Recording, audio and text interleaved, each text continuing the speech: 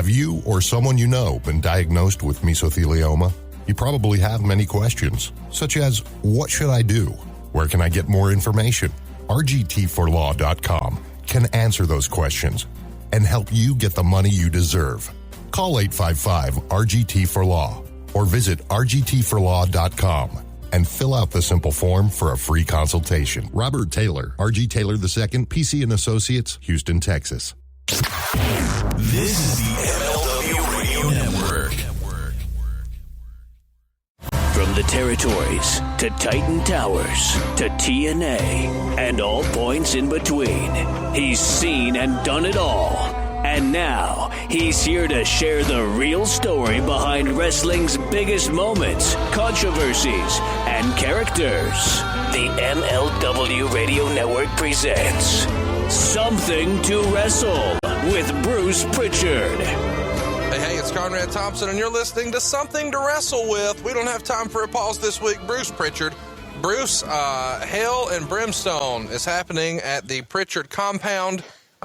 We are up against it. God does not want us to release this show, but we're going to fight through it. You know, we're trying, man, but I got tornadoes and everything going on around me. I got no internet, but that's not going to stop us. We're ready to go, man. And we apologize if the quality is not up to snuff of what it usually is for us. But by God, we're going to get a show out there this week, come hell or high water, and I got that in the backyard. So here's the situation. We had planned to cover 2 years of Hulk Hogan's run. We just are not going to be able to do that with these conditions. Bruce is making this happen right now by cell phone. That's something we've sworn we would never do, but it's our only option in order to get the show out this week, and we're not going to be able to deliver the length you want either. We are going to circle back next week and try to help you with a bonus show to fill in what we said we would do. And we'll cover all of 88 and all of 89 up through WrestleMania 5. So you've got 16 more months of Hulk Hogan coming your way. We just can't deliver it this week, guys, and we're sorry. We'd like to say we have a good excuse, but every now and again, man, weather just does not want to agree. So we're going to do our very best here, and we'll go ahead and get back to our regular format next week. But let's get cracking. We're going to talk about all things Hulk Hogan, brother. And I was really excited to talk about this one with you, and we're picking Hulk Hogan for absolutely no reason whatsoever. But I do want to ask, in your opinion, Bruce, you've been in the wrestling business a long time, what catapulted Hulk to the next level? You know, I think that it was simply Rocky III. He probably would have gotten to that next level anyway, but Rocky III with Sylvester Stallone is what put him on the map for everybody to see. You know, I've always been curious from someone who was in the business back then, how was Hogan being in Rocky III received by those in the business? Was it viewed as a cheap thing, something everybody was in favor for, not in favor for? Obviously, it was a different time. You know, I think for the most part, overall, everyone accepted it because it gave wrestling, it treated wrestling well. They put wrestling in a good light, and they had Hulk in a favorable role there, and they didn't let the boxer, beat his ass and so on and so forth. Obviously made Rocky look good in the end, but that's what we do in wrestling. And I think overall people felt that Hogan came off good and that the business came off good. When and where do you think Hulkamania really got its start? I would think most people would like to think that it's most closely associated with the WWF, but really and truly, it started with Vern Gagne in the AWA, did it not? When Hulk came out of Rocky III, man, Hulkamania was running wild. And the first time that I was ever exposed to, Hulkamania, now I'd seen Hulk Hogan before in New York with Freddie Blassie and working with Bob Backlund and all that before. But Hulkamania as a babyface and really is a great phenom.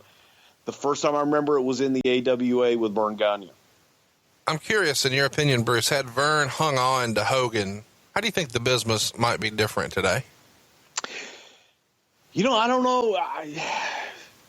I don't know if it would have been that different because I don't know that Vern would have been able to take Hulkamania to the next level the same way that Vince McMahon did.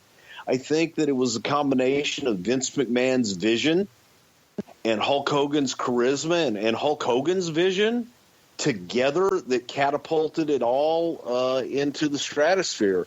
So would Hulk have been big and would Hulk have been huge? Yes, he definitely would have. He's just that type of an individual and that type of a character that he would have done great. But I don't think that under Vern's watch, I don't know that it would have been as big as it was under Vince's watch. When Sheik beat Backlund for the belt, and then ultimately Hogan won it from Sheik in '84, was it perceived as a bit of a changing of the guard from the way Vince Sr. had always ran things to the way the Vince we know today was going to do things? Oh, yeah, definitely, man, because I think that it went from the old school of having a champion that, you know, it sounds silly in today's business, but having a champion that could hook you if he wanted to having a champion that was, in a lot of people's opinion, all show. And Hogan was, you know, that entertainment champion. He was larger than life, and he broke away from that mold of Bruno Sammartino and Bob Backlund that Vince Sr. had created there in New York for so many years.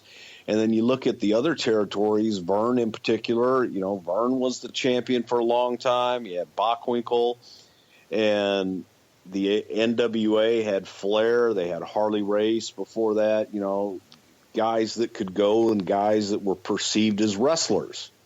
Hogan was perceived as a gimmick, and he was perceived as a showboat, a showman, not necessarily a wrestler, but he drew money.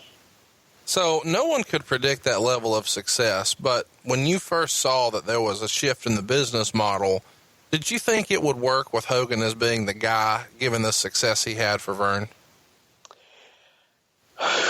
Hindsight's 20/20. Of course I did. No, I think that a lot of people poked holes in Hogan, and when being on the other side, which I was at the time in Houston and working with Bill Watts and Mid-South UWF at the time, I think that people saw Hogan as a flash in the pan and that it would never last because people would see through it.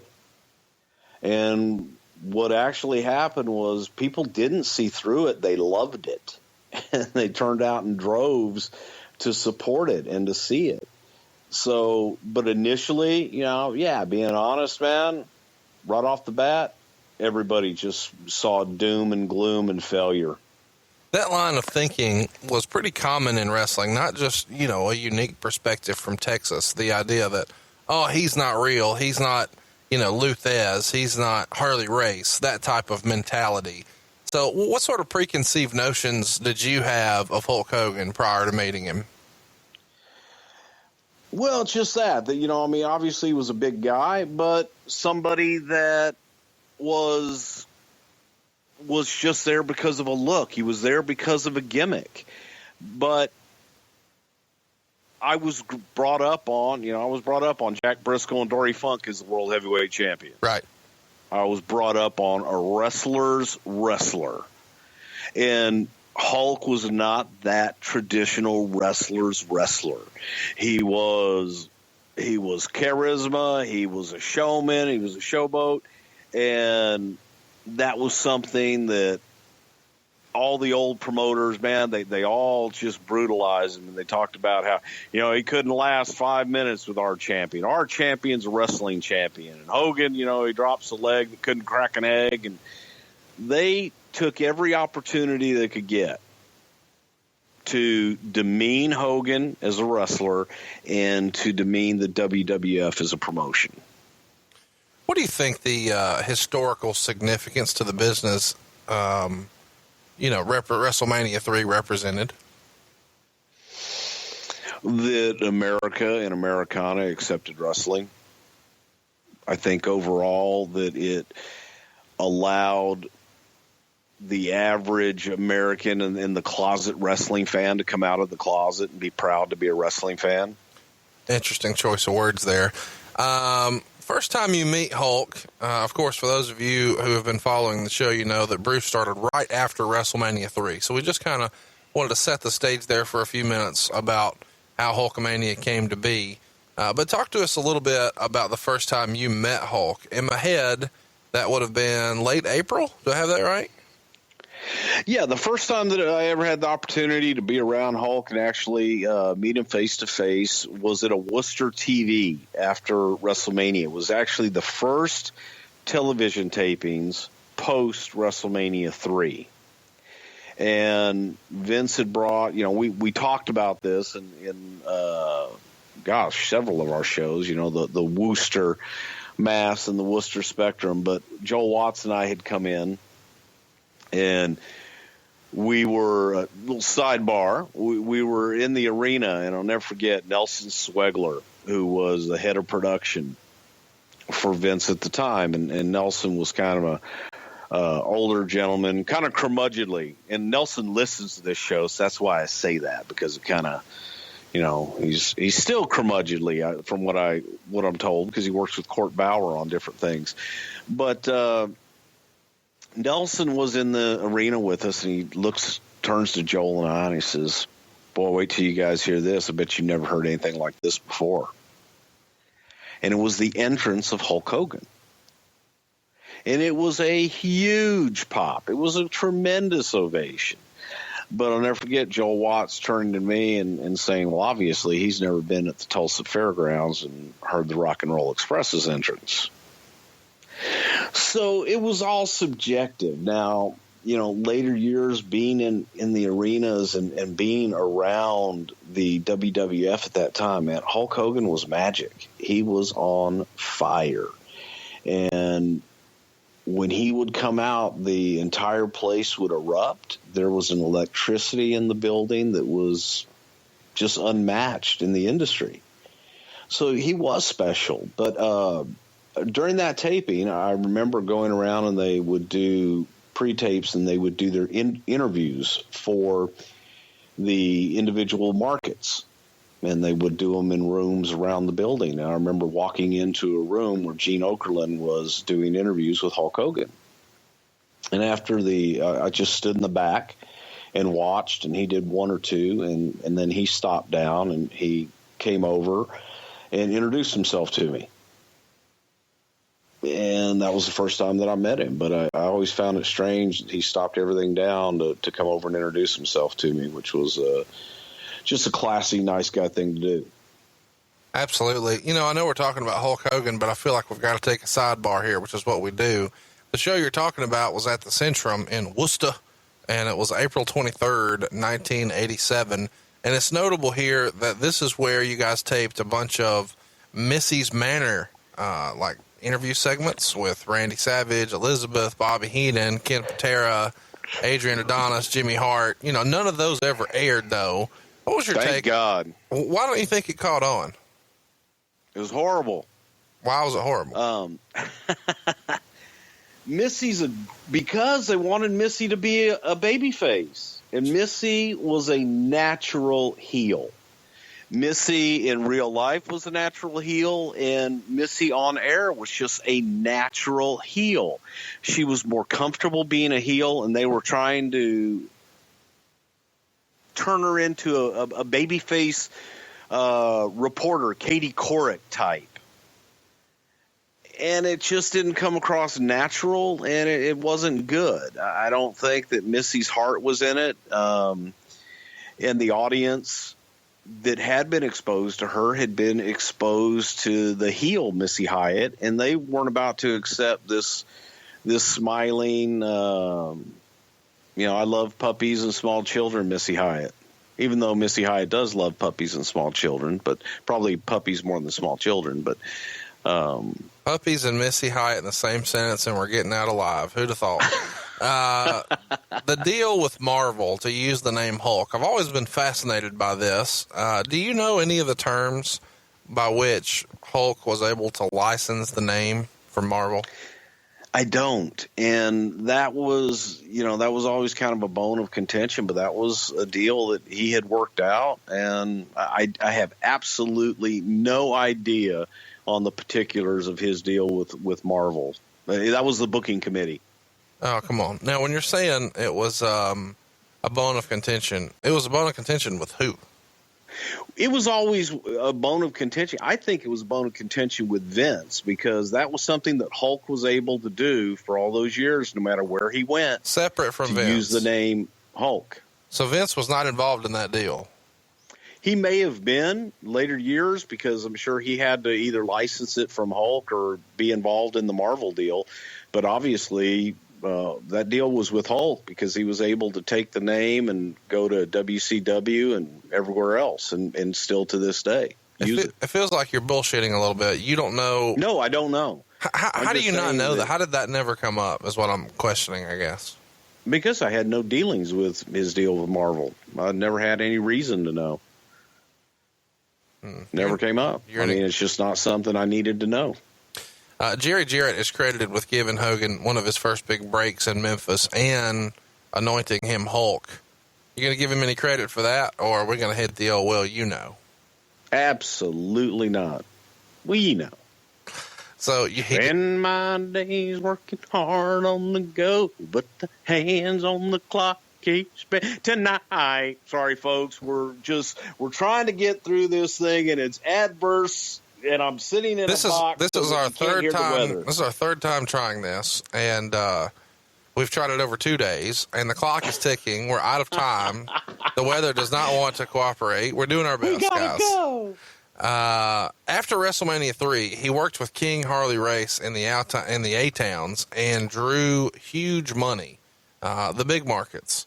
And people always talk about Flair Hogan, but really in 87, this is the next best thing, isn't it? I mean, Harley Race, Hulk Hogan, this is as close to NWA, WWF as we're going to get, right? Yeah, I think a lot of people, and it's funny, Harley Race hated this term. Harley was in the twilight of his career, but Harley was on the backside of his career, and he was in the WWF, and they had anointed him the king. But Harley Race is a heel, and as a performer, come on, man, top notch. So yes, to be able to have the Hulk Hogan Harley Race matches, that still meant something in a lot of markets. And Harley also is a heel on television, and Hogan is the top babyface. It was a natural pairing, and they liked each other, despite their history throughout the years. And Harley not liking Vince, not liking Hulk, because they were invading his towns. But it was a hell of a program, and drew great. So they were okay to work together here. By then, since Harley had kind of put his guns down, so to speak, everything was okay. Yes. Did you ever hear Rick tell the story of Harley pulling a gun on Hulk Hogan back before he signed? I've heard the story. I've heard it from Harley, and then I've heard the story through the years. I don't know that I've ever heard Rick tell it, but please do so. Well, I saw Rick tell the story with Hogan present, and they both confirmed that this is what he had heard, and then what really happened, that allegedly they're coming in to run Kansas City, which is one of Harley's towns, and when they're there, they're running one of the big arenas. The night before, Harley has someone burn the ring down. So the WWF gets another ring in there, and they're still going to run the show. And they're running this show to oppose Harley, he feels like they're taking money out of his pocket.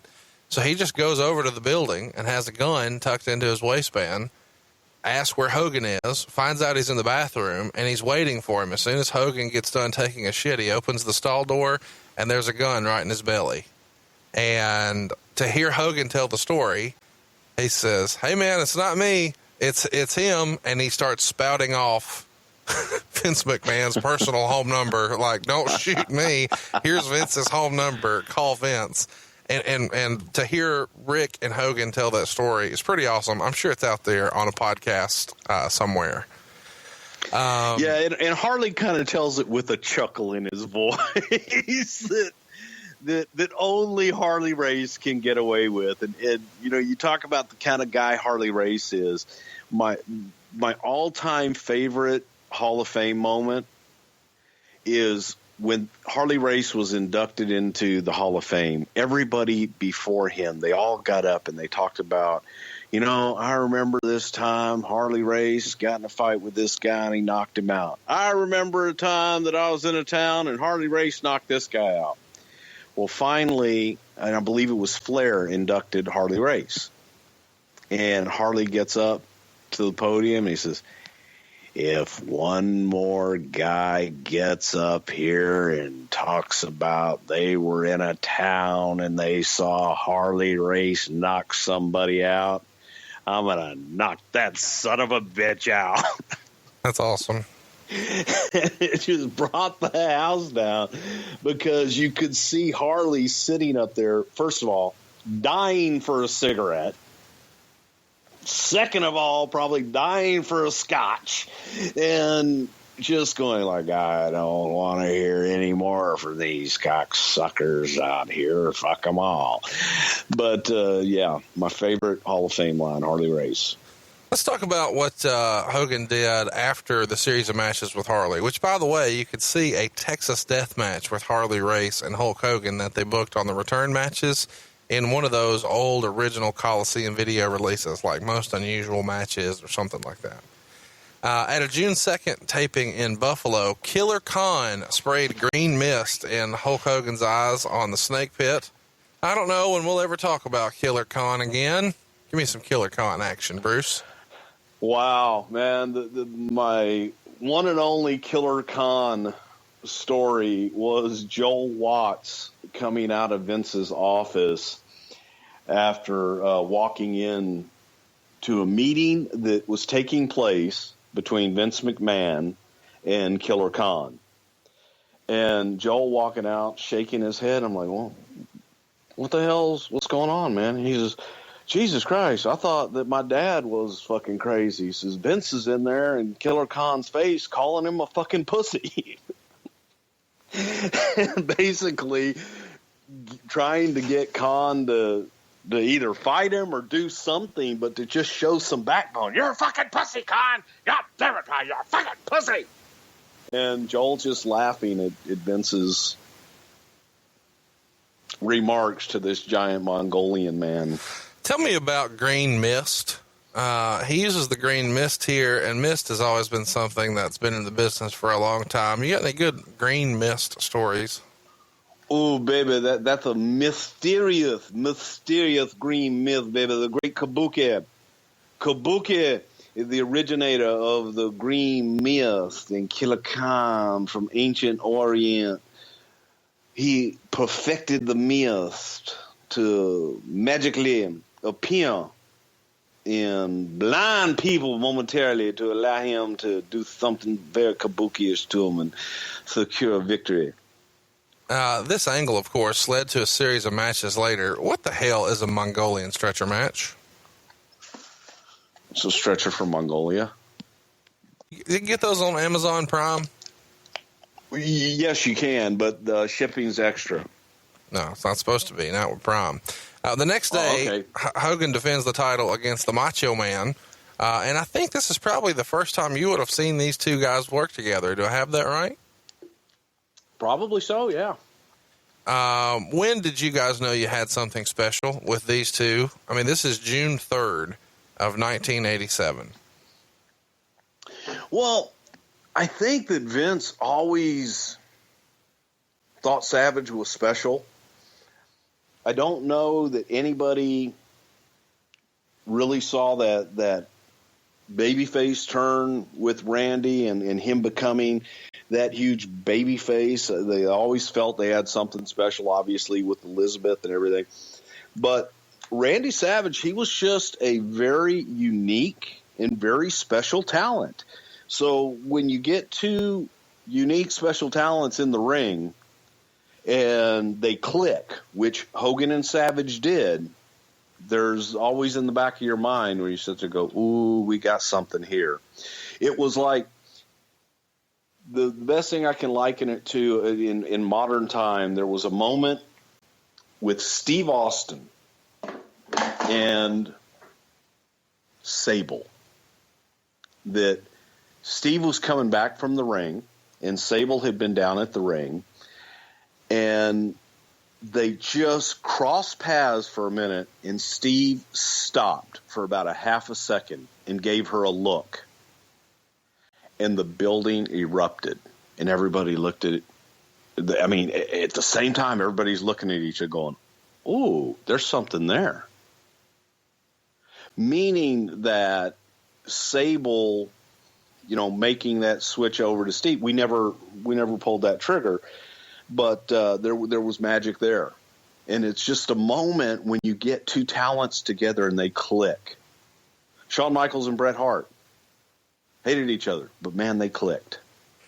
They were great together in the ring. Over the summer, we see Hulk Hogan work with Kamala a lot at the house shows, and he's somebody we haven't talked about a great deal here on the show. Do you have any fun Kamala stories you can share with us? Because he was working the main events a lot here in the summer of '87 with Hulk. Kamala, man, he drew everywhere he went. I think the funniest Kamala story that I had was working with Hacksaw Jim Duggan in Houston, Texas, and his tights ripped. And Kamala, all he had on was that leopard skin skirt. Yeah. And all of Kamala's junk, the Ugandan warrior, was out for all to see. And he just kept working like it was nothing, doing the jumping, the big leg drop, and the kicks, and that Ugandan giant. It was just out there waving and say hello to everybody. Oh, yeah. It was great. But, man, Kamala was a hell of a worker, man. A very underrated big man. I'm not going to let you just wiggle here. I need you to go ahead and do an impression of Kamala's penis again. Had paint on it, had a little moon on it, and a couple stars. Oh, my gosh. What?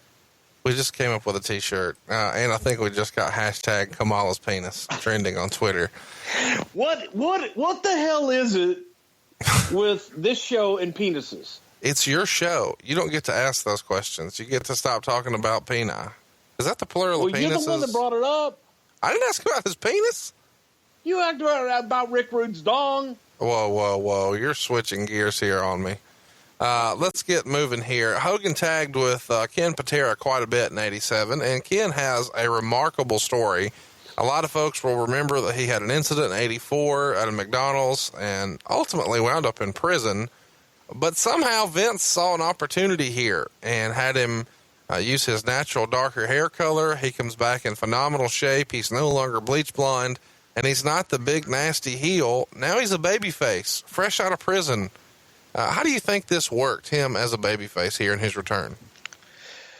Well, it's really all you could do based on the circumstances of Ken coming out of prison. You can't really make him a big, mean, nasty heel, but I always thought that the bleached blonde Olympian gone bad was Ken Patera's best work. Sure. But here, he just felt that Kenny, people wanted to help him. They wanted to root for him. And you put him with, or against, I should say, Bobby Heenan, and they're going to want to root for him all that much more. So that was the general idea behind it. And he felt that Ken Patera could be viewed as an Olympic hero and an American hero, if you will, that people would get behind. It kind of feels like everybody in the business was pulling for Ken and felt like he had been somewhat railroaded. Would that be fair to say? Yeah, I think everybody was pulling for Ken. He lost a big chunk of his life to prison, but unfortunately that shit happens, and it is what it is. Hogan worked a series of matches for a good chunk of '87 with One Man Gang. This starts in the late summer and really continues through the end of the year. And we've talked about Akeem before, but we haven't spent much time talking about the One Man Gang. How did you enjoy him as a performer in the WWE? How did Hogan enjoy working with him? Give me some memories of working with the One Man Gang in '87. Well, the One Man Gang was a product of, at that time, now he's not originally a product from Mid-South, but he went from Mid-South to New York. And I'd been working with, his name is George Gray, and I've been working with Big George in Mid-South at the time, and he made the jump over to go to New York. And Vince loved the big, mean, nasty-looking heels. Hogan loved a big, nasty heel, especially somebody that looked like the one-man gang. He could work, he could bump, he could talk, and he was easy. He was light. He didn't hurt anybody. He could do the big splash, drop the leg, do all that big man stuff, and he was light as a feather. So he was a natural for that big, mean, nasty heel to go with Hogan, and all you needed at that time, you didn't have to have an angle. You didn't have to shoot some big angle on TV. You just had to be a big, mean, nasty heel and say that you wanted to beat Hulk Hogan, be put in the main event, and it drew. As crazy and as simple as that sounds in today's day and age, that's all you needed to do. It really is. Could you imagine Brock Lesnar back then? Oh, my gosh. Yeah, it's a lot different, for sure. Yeah. Let's talk about August 29th. We're in Baltimore, Maryland, and I found this one to be interesting in my research. Hogan tags with Bruno Sammartino against King Kong Bundy and the one-man gang, and this would be Bruno's last match. And I don't know why, but I was kind of surprised by this. I thought it was odd it wasn't filmed, and just given, how famously critical, like not too long after this, Bruno was of everyone, from Hulk Hogan to Vince McMahon to the WWF as a company, I just found this a little odd. Do you have any memories of how this came about, this match, and how were things with Bruno at this point in August of '87? Oh, boy. This was about the time, this is when all the David stuff blew up. And tell everybody what you're talking about. David Sammartino is Bruno's son, and David was working for the company. There was a situation with a fan in the crowd that David got in a fight with a fan in the crowd. It became litigious. They were letting David go. Bruno was upset, felt that the company didn't stand behind David, and so Bruno quit.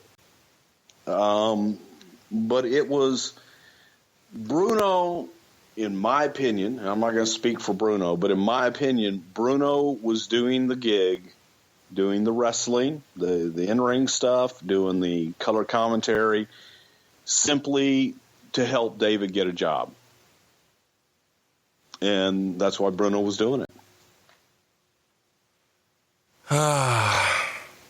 Well, I'm sure we'll talk about Bruno more in the future. One of our most requested topics ever on the show is coming at you because it was released on September 21st, 1987. Do you have any idea what I'm going to pitch you here, Bruce? Pile Driver. Look at you. You knew. Yeah, Pile Driver, the wrestling album.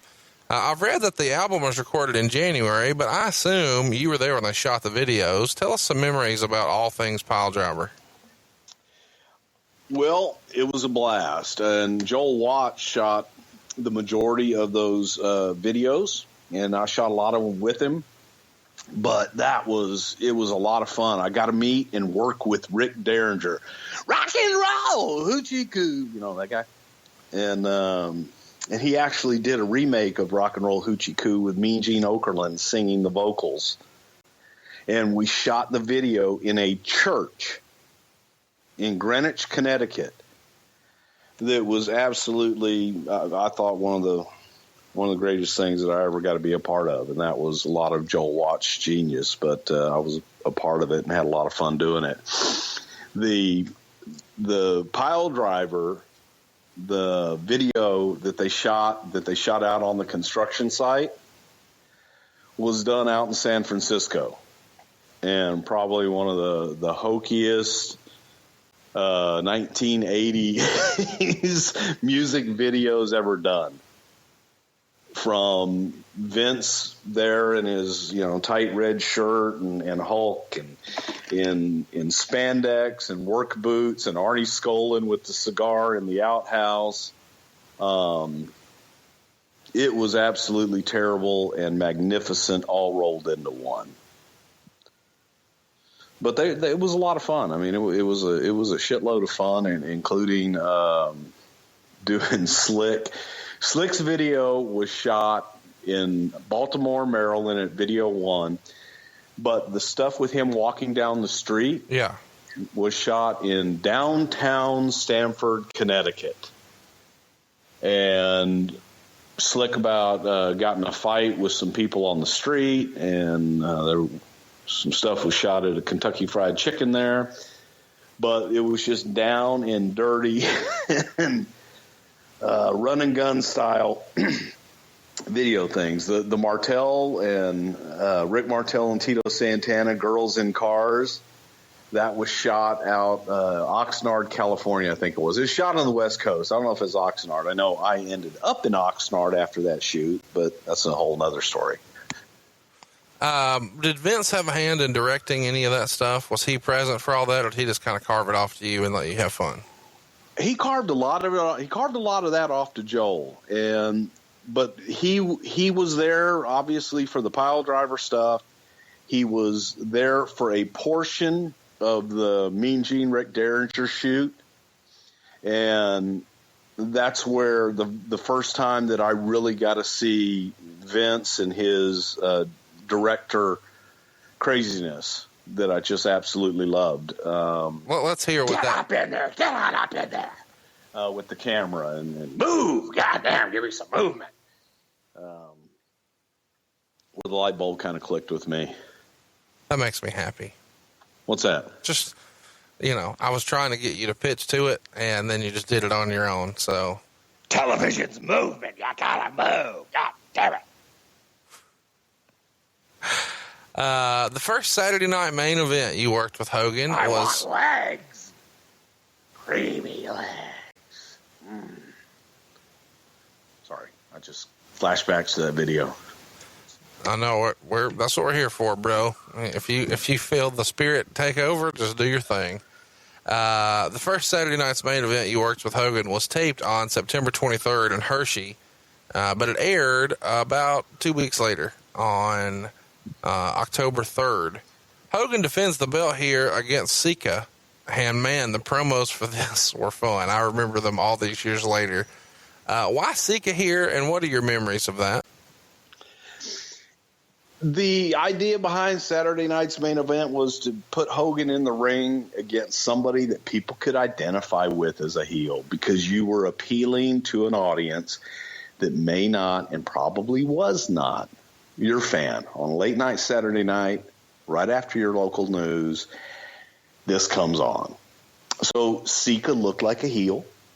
Obviously, Hulk, not obviously, I guess, but Hulk and Sika, longtime friends, and Sika was a great worker, Sika and off of both.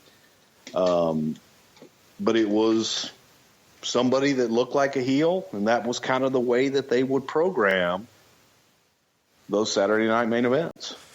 Yeah, I had that in my notes here, and I wanted to come back to, what the methodology for Hogan opponents on Saturday night main event was. For instance, in March of 88, he's in Nashville against Harley Race. And then he's not on the April one, but he's back in October of 88 against King Haku. He's off the November show, but back in January with Elizabeth against Akeem. And in March, he's back again with Liz and Bad News Brown. So it seems like there's a wide variety of heels for Hogan here. What was some of the methodology for the selection process as to how you guys decided who to feature against Hogan? Somebody, most times, and this is the wrong word and wrong way to describe it, but almost a generic heel. But someone that wasn't necessarily in a program with anybody else at the time, but someone that the general public could identify as a heel, as a bad guy, somebody I'm going to not like instantly when I see and hear them on screen. Sometimes, and I believe Bad News fit this profile, it was kind of wrapping up where Hogan had already been around the loop with them. So he had already done all the house shows with Bad News, so it was a match that they could do, that people in the local towns, they may have already seen it, But now here's a way to wrap it up on free TV for you. But sometimes it was just a heel to work with Hogan. It's like when they would do May sweeps, same kind of philosophy. May sweeps, one of the big deals was, and Hulk Hogan will actually wrestle next week on Wrestling Superstars. And he would wrestle a Nikolai Volkov or a Boris Zukov. So I know I know what you mean when you say sweeps, but a whole lot of people have no idea what you just said. So expound on that. There would be 2 big times during the year, May and November, that the television industry would set their advertising rates based on what they call November sweeps and May sweeps. And during this time is what advertisers looked at, how television shows were performing in the ratings.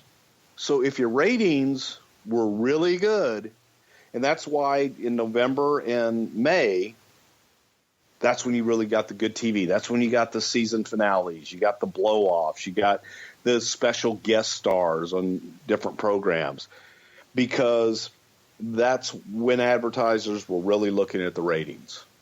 And that's what they set their ad rates on for the next year. So in November and May, we would always, you'd always see Hulk on one of the shows, because normally you didn't see Hulk ever wrestle on the weekly syndicated shows. A staple. Go ahead. No, maybe twice a year. That was it. A staple during this time was Hogan working with someone from the Heenan family. And as we all know, that Heenan-Hogan rivalry existed on camera for well over a decade. They even did the angle on TV where Hogan injured Bobby's neck too. How did they get along behind the scenes? Tremendously. Hogan was a big part in bringing Bobby over from the AWA, because Bobby obviously was working there managing Nick Bockwinkel, and Hogan loved working with him, thought he was great talent, and told Vince, hey, need Bobby Heenan. So that's kind of how that happened. But they got along great. They were friends outside of the ring.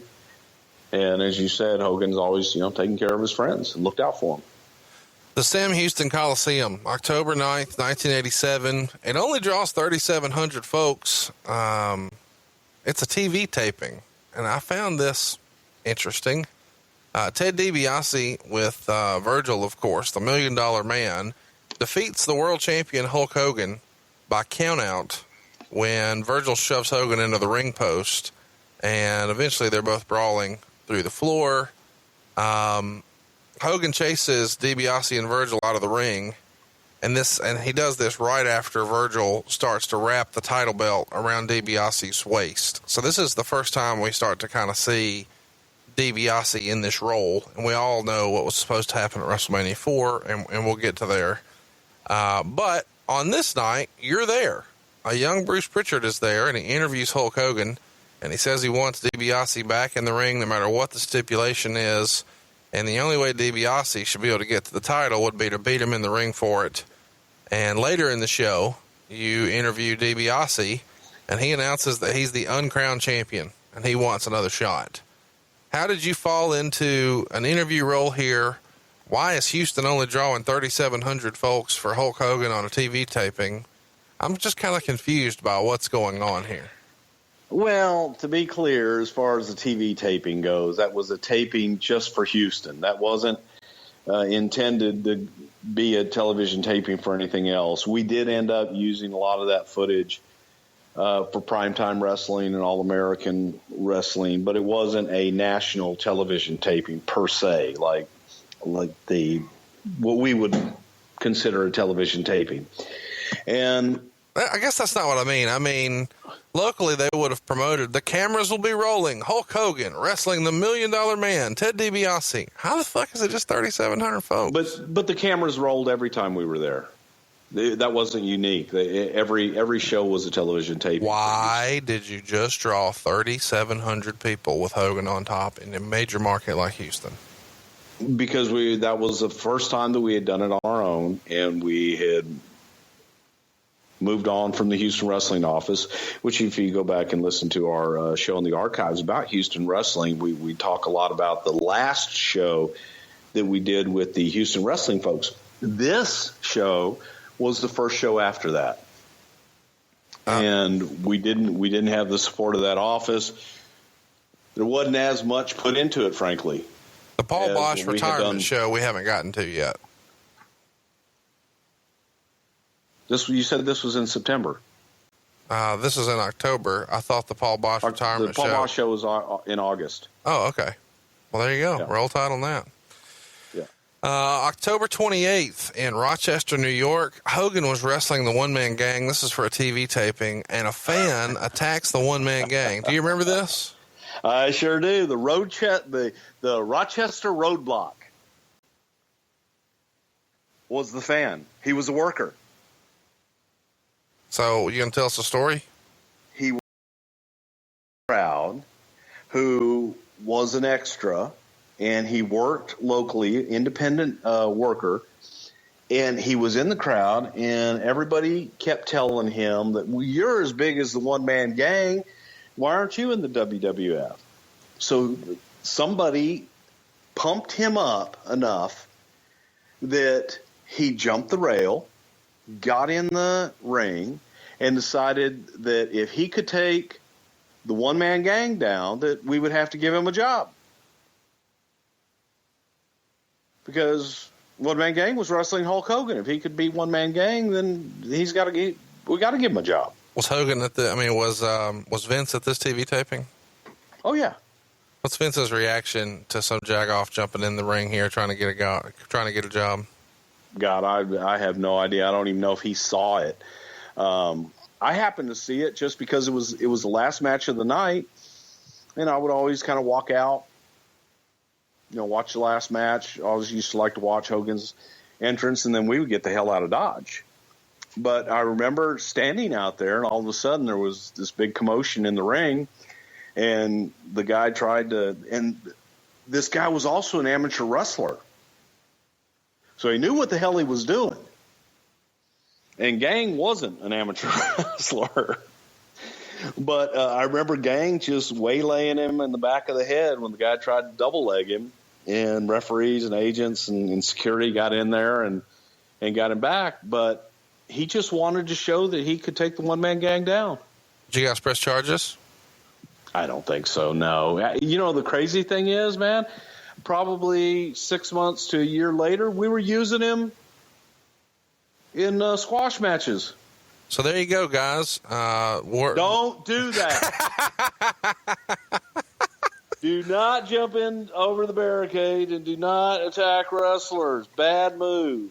And especially in those days unless you're big and get hired.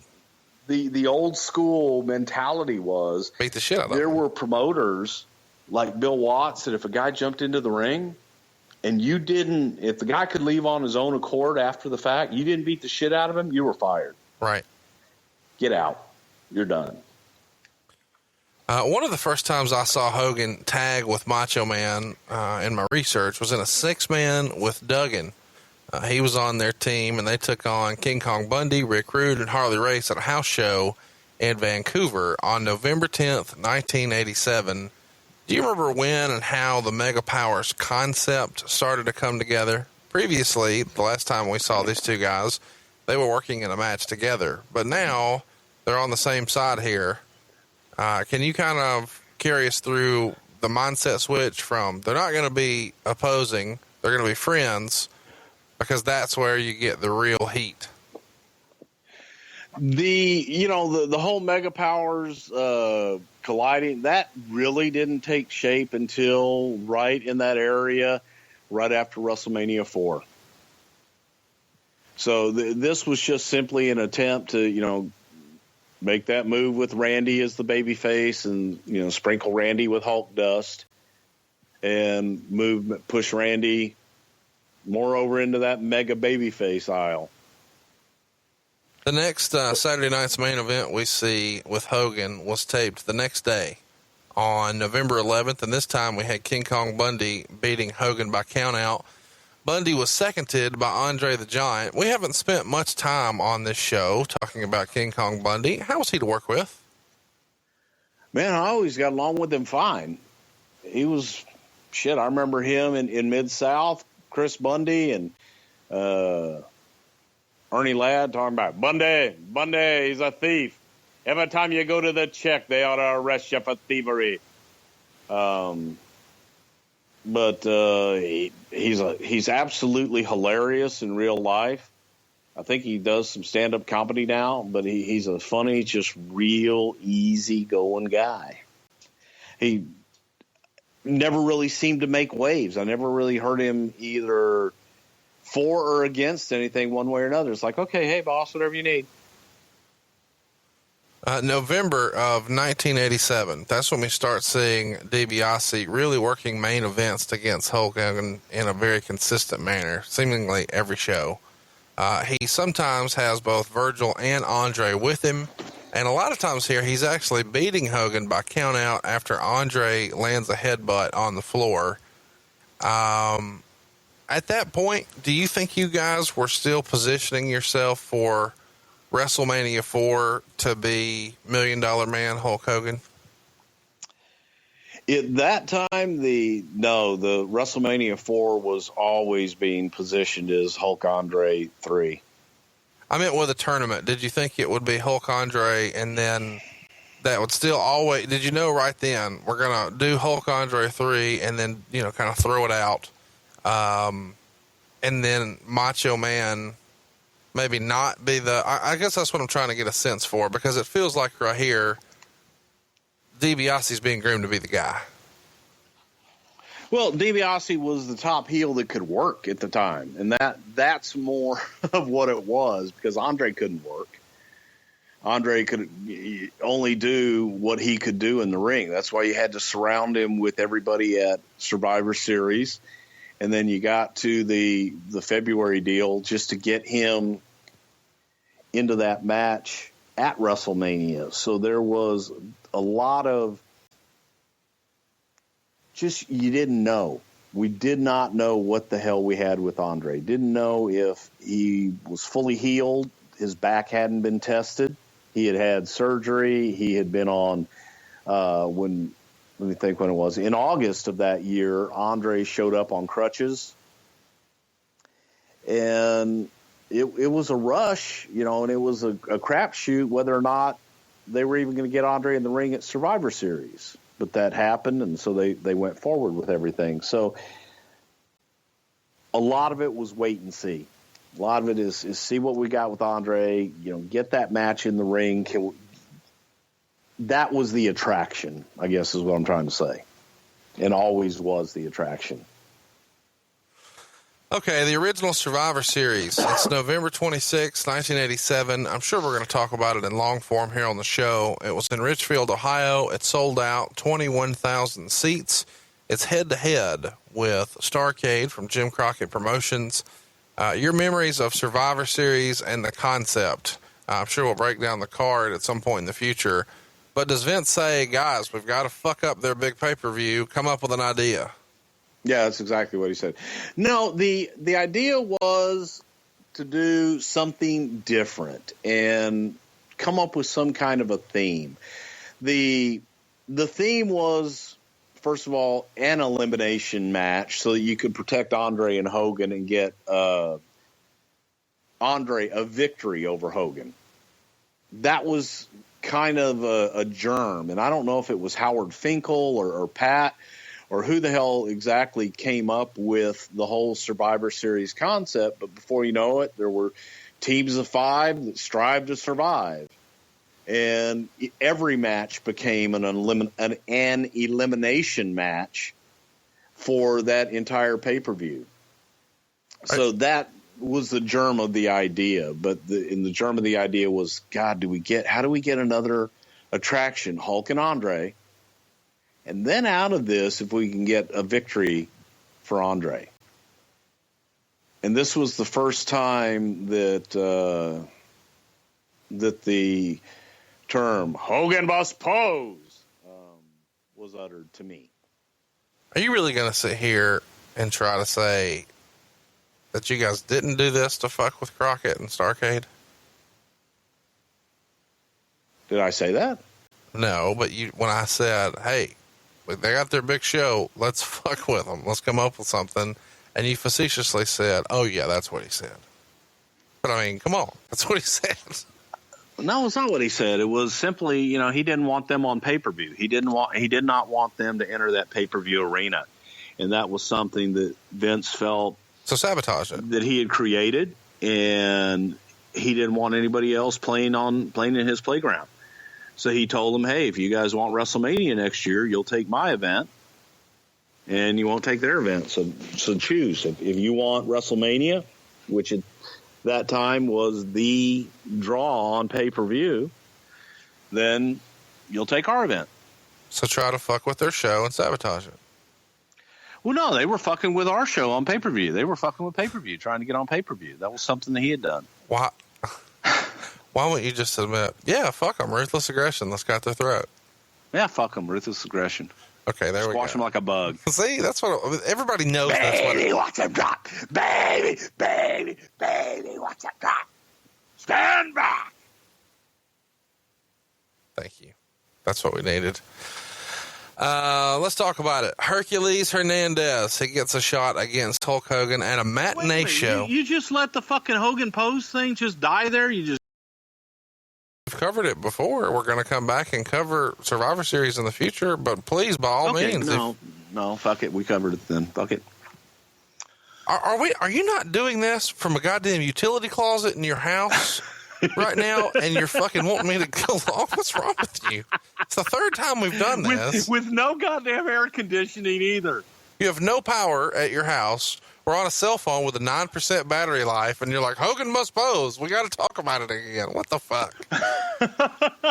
Okay, when you put it like that, come on, let's move this goddamn thing along. Fuck, Hercules Hernandez, what the hell did he do? I don't remember. It was the booking committee. Next. Thank you, Tony. All right, here's what I wanted to talk about. It's a matinee show in Pennsylvania, Erie, Pennsylvania, on December 5th. And Hogan wrestled right before intermission here, and there's been lots of debate as to why he would do that. Catch us up on the mindset of having Hogan on right before intermission as opposed to last, because there's lots of rumor and innuendo out there that Hogan wanted to do this so he could get back to the hotel and have room service. But specifically on a matinee, that's not the case. Why would you have Hogan on at intermission? So that you could shoot whatever in-house angle that you wanted to shoot with Hogan, so that you could announce, next time we're in the Baltimore Arena, we will have in the main event, Hercules Hernandez will return. And he will face one-on-one in a no disqualification match, Hulk Hogan. Tickets are now available out in the front lobby. You can purchase your tickets for next week's or next month's card right now. There's 20 minutes, and so you get people there that night. They see the in-house angle, and then you put your tickets on sale for the next event. It's really smart, because back then it's not like everybody had the internet and you could just click a button and order tickets with your thumbprint. You wanted to go ahead. The best place to let your people know, your fans know about your next event, was when they're already at the current event. And the best time to get their cash for that next return show is right then while they're at that event. They'll never be more excited about the product and what they've just seen than right then. So rather than hope they don't lose interest or get busy or miss a TV or not hear about it, you got a captive audience, get their cash right then. It's good. It's best for business. Would you agree? Oh, without a doubt. Yes. That was something that all of the promoters in the territories, we always use that. We would try to, get people at that intermission. Hey, tickets are on sale right now for the next event here. Vince just did it. He would shoot the in-house angle with Hulk. And if, let's say he was wrestling Hercules, if he was coming back with Hercules, they would shoot an angle in the match. If he was coming back with someone else, that person would probably be involved in the match. And a lot of times Hogan would work intermission on the matinee show and main event on the evening show, so he could travel between both, because he was the big draw. So you may have separate crews for the most part, but you would be able to get Hogan from one to the next simply by running him early in the matinee and late in the night show, correct? Ding, ding, ding. Okay, so there you go. So there's lots of, villainization of Hulk Hogan. I'm not sure that's a word that, people do. It is now. It is now. Villainization, folks. December 19th, we see Craig DeGeorge with Hogan, and this is where he rejects the $1 Million Man's offer to buy the world title. And this is obviously going to be a major storyline as we move into WrestleMania 4 and moving forward. Do you remember who came up with the idea of, hey, he's the $1 Million Man, just have him buy the fucking thing? Vince. Well, why not? Put that cigarette out, pal. Go listen to our $1 Million Man episode in the archives right now if you haven't already. It's one of our more popular shows. December 11th, we see a Hogan Dibiase match in the main event of the Houston Coliseum. And in this match, Andre trips Hogan, and Hebner sends him to the back and fines him $2,000. You were there actually doing commentary for some odd reason with Mike and Pete. Your memories of this match as you open whatever wrapper you're opening right now? Trying to move shit out of the way to pick up water. Sorry. I have no memory of that match. But I did commentary in Houston. Yeah. Okay. Well, let's move along, Tony. All the time. Yeah. It's a damn booking committee, Conrad. It's a conspiracy. I know I called the fucking thing, but I don't remember it. I found it odd that on December 12th in St. Louis, they only draw 4,300 with Andre and Rude defeating Hogan and Orndorff in the main event. In that match, Andre is the person who gets the pin over Orndorff. But I'm curious, how did they only draw 4,300 in St. Louis with all these names in the main event? Orndorff had been a big draw. Obviously, Hogan and Andre were. Rude was on his way up. But it seems like a really rare deal where the last match on the card, you have the heels go over. I thought normally, especially in these days, you send them home happy. What's I up with that? guarantee you one thing happened at the end of the night. What's that? Hogan posed.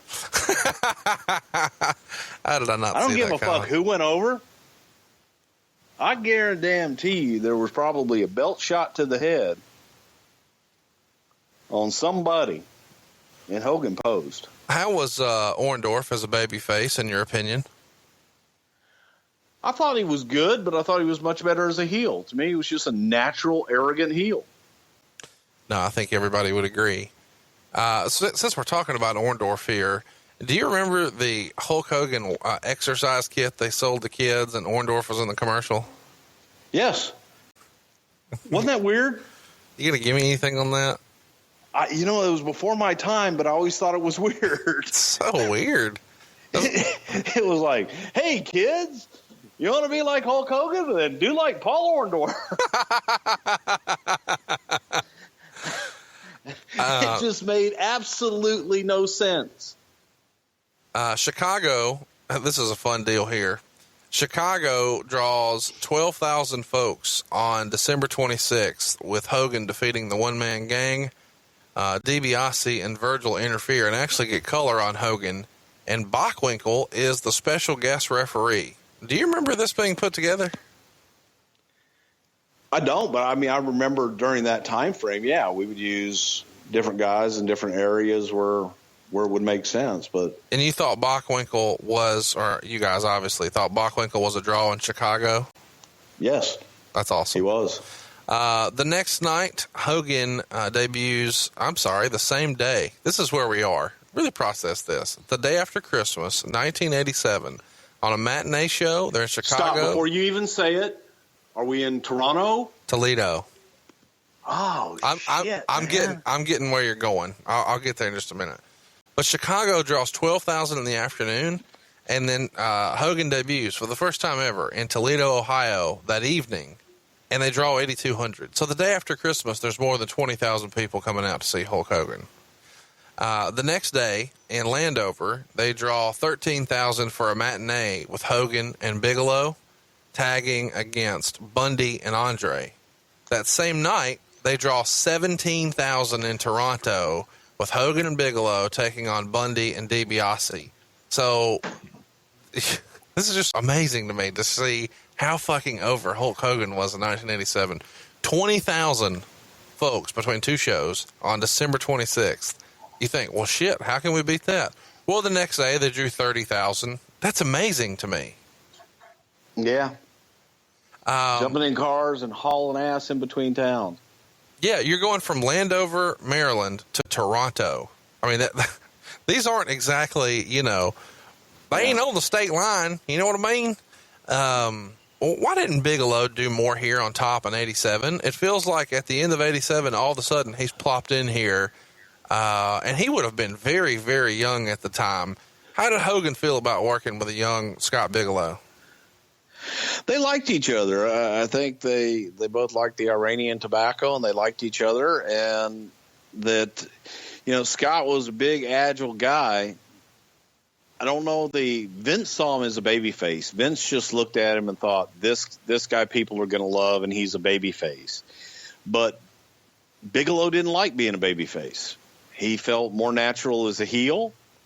And he always had that mean, rugged look, and it just was a disconnect. And then you bring in Oliver Humperdinck, again, a guy who his entire career has been a nasty heel manager, and make him Bam Bam Bigelow's babyface manager. I just never got the package. I didn't get it. I don't think that the audience got it.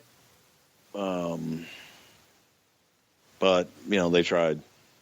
And the deal here is, Bundy works the matinee with Andre, and Bundy works the evening show with Dibiase. Andre just couldn't work two shows in the same night in late 87, right? No. I've always been fascinated by this Bigelow thing, though. Just put this in perspective. This dude's 26 right here. So really process that. If you're 26 years old right now, imagine you're in the main event, 30,000 people, you're tagging with Hulk Hogan, and across from you is Andre, Dibiase, or Bundy, or a combination of that. That's a big damn deal. And Andre hates you. Ooh, come here, Bam Bam. Fuck you. Boom. Because he's a big guy? Because he's a big guy. Just didn't like him. That's amazing. Andre didn't need a reason not to like you.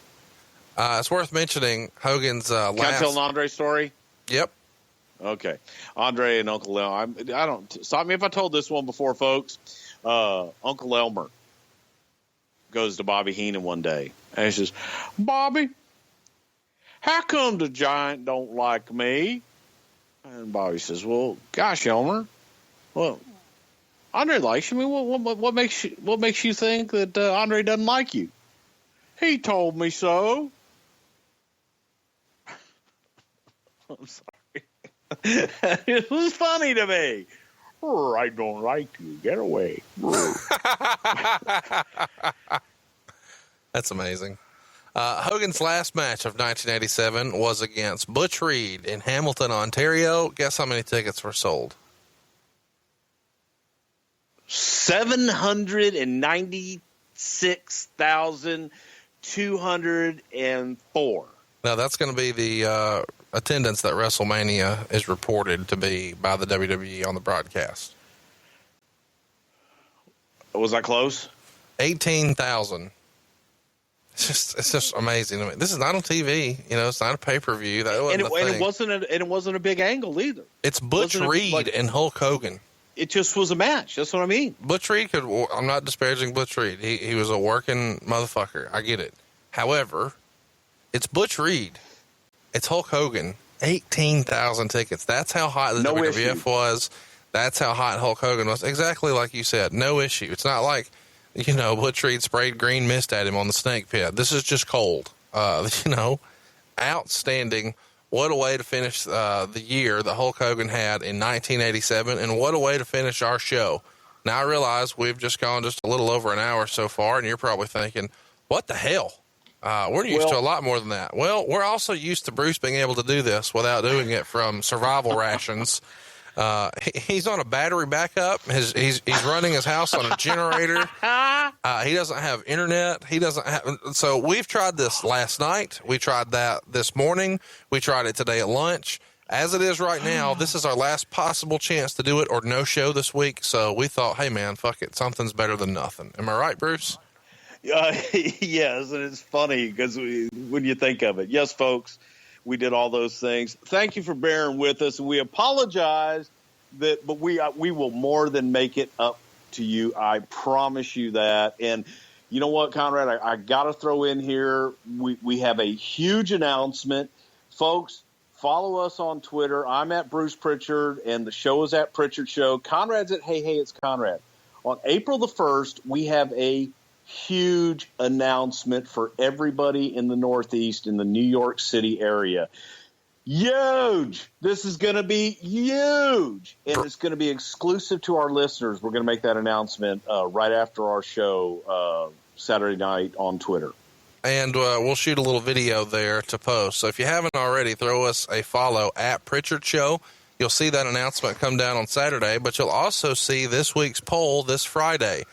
We are still going to get you Hogan 88 and the build to WrestleMania 5, so the first handful of months of 1989. But we're going to return to our traditional poll topic, so look forward to that Hogan bonus show sometime soon. Don't tweet me and ask when. I don't know when. As soon as possible. I have all my shit together. I'm ready for it. Bruce may or may not live past the day. I mean, it's severe weather in Houston, so if this is the final recording, send your well wishes. I love you all. I love you all. I swear to God. You know what? I have a swimming pool in my backyard and a lake. There you go. Can't hide money. Actually posted on Twitter, too. Can't hide money. So here we go. Our poll topics this week. Our poll topics this week. Poll topic number 1, for no reason in particular whatsoever, the Hardy Boys and the debut of the WWE.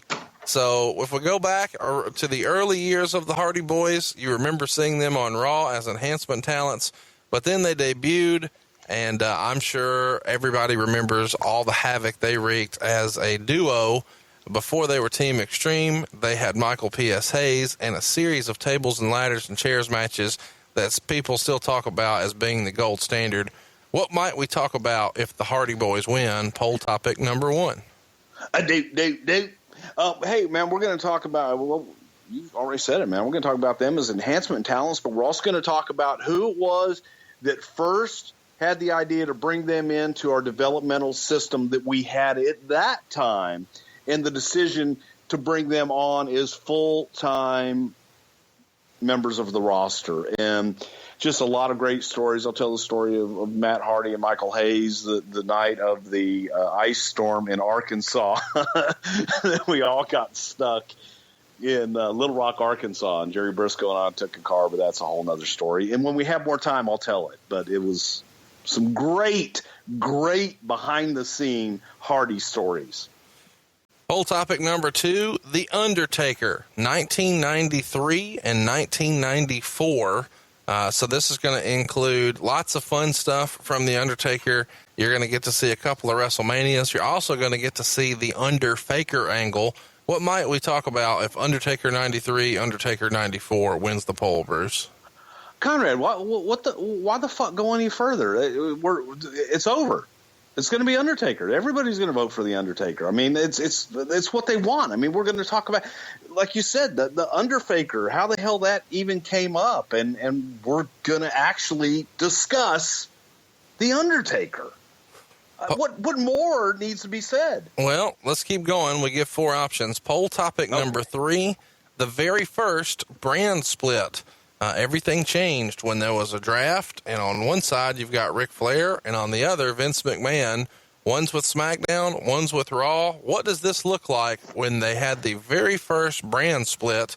You were there, Bruce. What might we talk about if the first brand split wins?